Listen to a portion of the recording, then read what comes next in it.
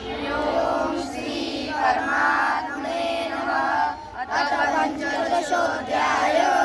श्री भगवानुवाच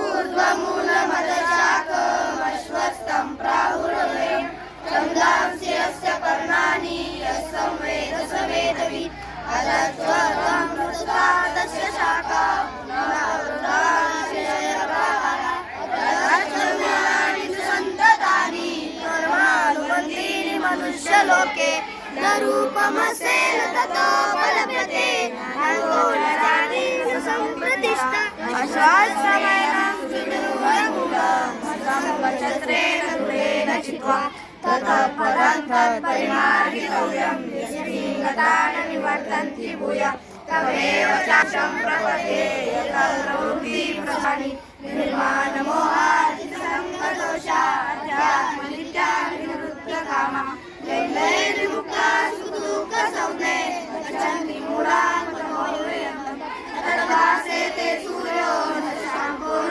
पावकः यद्गत्वा न निवर्तन्ते तद्धाम परमं मम ममेवांशजीवलोके जीवभूतः सनातनः मनश्चष्टानि इन्द्रियाणि प्रकृतिस्थानि कर्षति शरीरं यद्वाप्नोति यच्चाकृत्वामतीश्वरः द्वैतानि संयाति वायुर्गन्धानि वाशय श्रोत्रचक्षुस्पर्शनं च रसनं घ्राणमेव च अधिष्ठाय मनश्चाय विषयानुपसेवते उत्क्रामन्तस्थितं वापि पुञ्जानमापुनान्वितं विमूढानानुपश्यन्ति पश्यन्ति ज्ञानचक्षुषा यतन्तो योगिनश्चैनं पश्यन्त्यात्मन्यवस्थितं यतन्तोऽप्यकृतात्मानो नैनं पश्यन्तचेतसः यदादित्यगतं तेजो जगद्भासयतेऽखिलं यच्चन्द्रमसि यच्चाग्नो तत्तेजो विजिमामकं गामाविश्य च भूतानि धारयामि नमोऽस्तः उष्णामि चौषधि सर्वा सोमो भूत्वा रसात्मकः अहं वैश्वानरो भूत्वा प्राणिनां देहमाश्रितः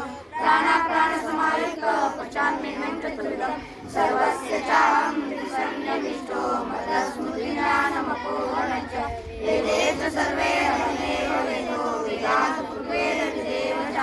द्वाविमो पुरुषो लोके क्षरक्षाक्षर एव च क्षरः सर्वाणि भूतानि ततस्तोऽक्षर उच्यते उत्तमं पुरुषस्तन्य परमात्मनेतावतं यो लोके त्रयमाविश्य विवर्तव्य ईश्वरः यस्माक्षरमतीतोऽहम् अक्षरादपि चोत्तमः अतोऽस्मि लोकवेदे च परितः पुरुषोत्तमः यो मामेव सम्मूढो जानाति पुरुषोत्तमः स सर्वविद्वद्बुद्धिमान् सर्वभावेन भारत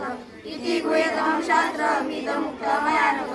एतद्बुद्ध्वा बुद्धिमानः स्यात् कृतकृत्यश्च भारत। हरि ओम तत्सदिति श्रीमद्भगवद्गीतासु उपनिषत्सु ब्रह्मविद्यायां योगशास्त्रे श्रीकृष्णार्जुनसंवादे पुरुषोत्तमयोगो नाम पंचदशोऽध्यायः।